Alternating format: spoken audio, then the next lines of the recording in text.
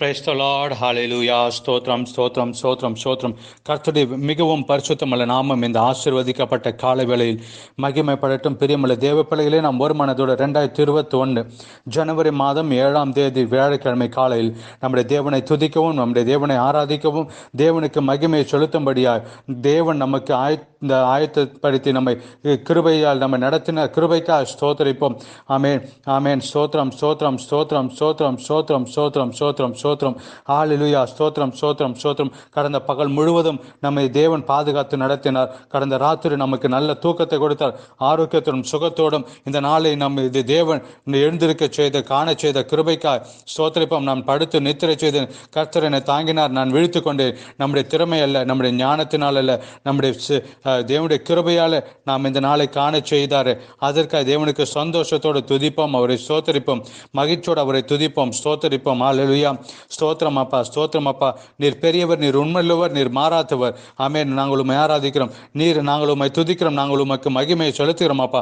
எல்லாரும் சேர்ந்து கொஞ்ச நேரம் தேவனை துதிப்போம். ஒன்று நினைச்சு பாருங்க, கடந்த நாள் ஆமென் என்னெல்லா காரியத்தில் தேவன் நம்மை அற்புதமாய் நடத்தி கொண்டு வந்தார். ஆமென். நாம் அறிந்து கொள் நமக்கு தெரியல, ஆனால் நாம் தேவனுடைய பாதுகாப்பின் கீழில் இருந்தோம். அதனால் தான் நாம் பாதுகாக்கப்பட்டு இருக்கிறோம். எனக்கு ஒன்றும் நடக்கவில்லை என்று நாம் நினைக்கலாம்.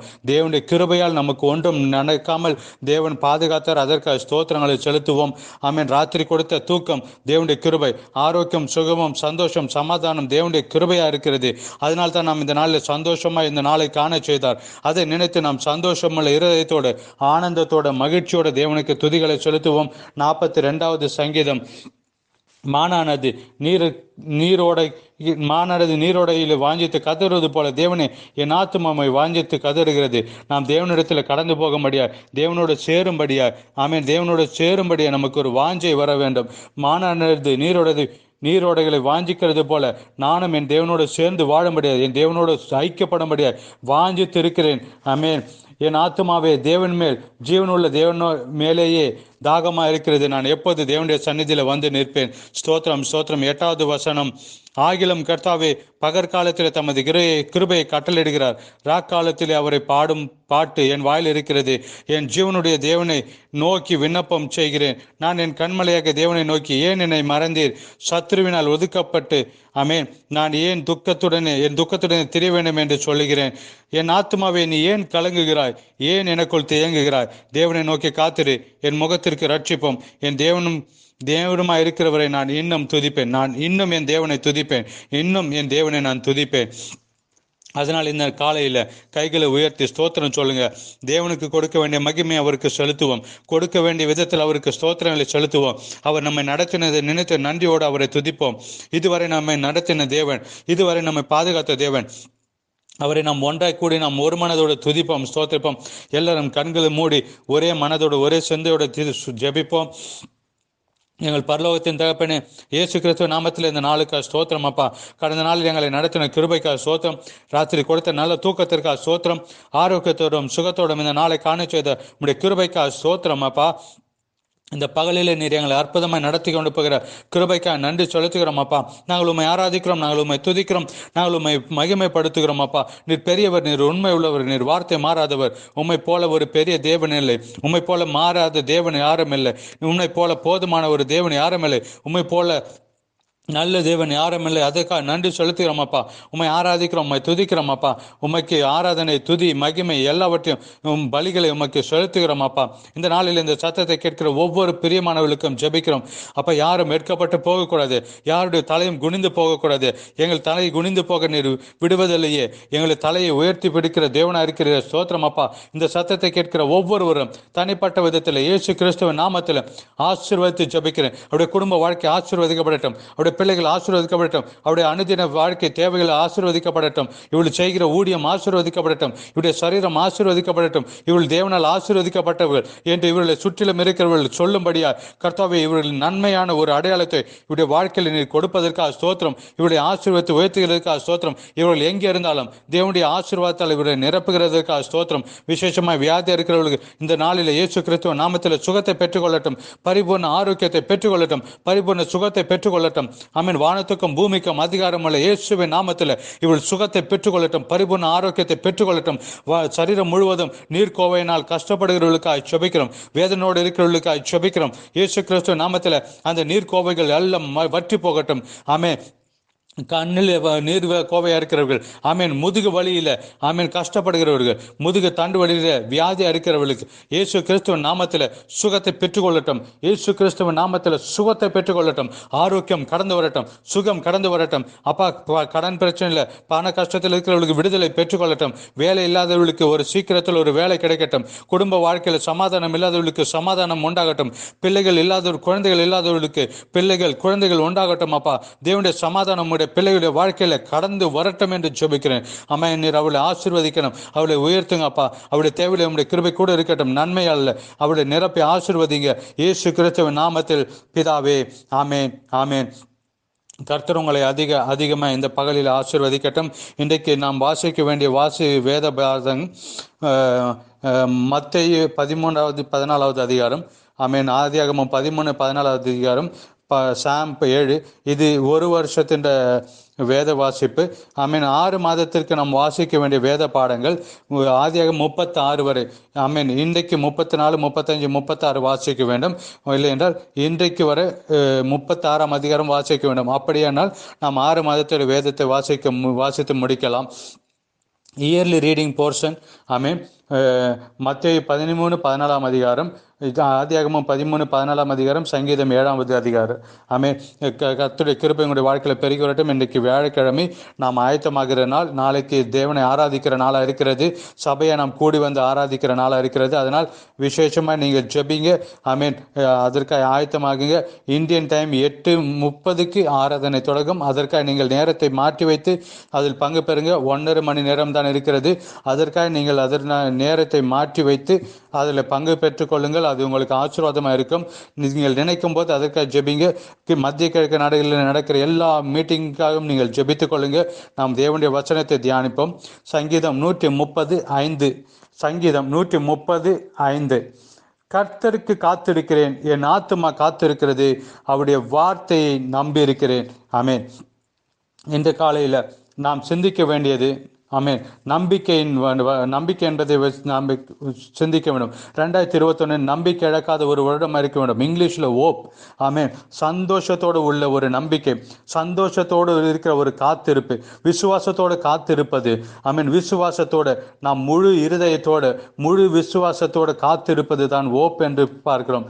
வேத புத்தகத்தில் நம்பிக்கைக்கு நம்பிக்கைக்கு மிகவும் முக்கியமானது ஒன்று. ஆமேன். ஒரு கிறிஸ்துவ வாழ்க்கையில், தேவ பிள்ளையுடைய வாழ்க்கையில இருக்க வேண்டிய ஒரு முக்கியமான காரியம், ஆமேன், நம்பிக்கை. இல்லை என்றால் ஓப். ஆமேன், ஆமேன். நம்முடைய ஊரில் சொல்லுவார்கள், ஓப் ஃபார் த பெஸ்ட். ஆமேன். உங்களுக்கு ஒரு வேலை கிடைத்தால் கிடைக்கலாம் என்று சொல்கிற அப்படிப்பட்ட நம்பிக்கை இல்லை. இந்த நம்பிக்கை மிகவும் நம்பிக்கை உள்ளது. ஆமேன். தேவன் சொன்ன வாக்குத்தத்தம் நிறைவேற்றி முடிப்பார். தேவன் எதை சொல்லி இருக்கிறாரோ அதை அதுபோல அவர் செய்து முடிப்பார். ஆமேன். இந்த சங்கீதத்தில் நாம் வாசித்த கடைசி வரிகளில் அவருடைய வார்த்தையை நம்பி இருக்கிறேன். ஆமேன். நாம் தேவன் மீது நம்பிக்கை வைத்திருக்கிறோம் என்று சொன்னால் அவருடைய வசனத்தை மீது நம்பிக்கை வைத்திருக்கிறோம். 20-21 ஆமேன். எபிரேயர் 6:14 தேவாவினர் நம்மோடு பேசினார். நான் உங்களை ஆசீர்வதிப்பேன், நான் உங்களை பெருக பண்ணுவேன். ஷூர்லி, என்னுடைய ஆசீர்வாதத்தால் உங்களை ஆசீர்வதிப்பேன், என்னுடைய பெருக்கத்தினாலே நான் உங்களை பெருக செய்வேன் என்று சொன்னார். அது தேவனுடைய வசனமாக இருக்கிறது. நாம் விசுவாசிப்பது எதை? தேவனுடைய வசனத்தை விசுவாசிக்கிறோம். நாம் ஆமேன் அறிக்கை செய்கிறது எதை? தேவனுடைய வசனத்தை.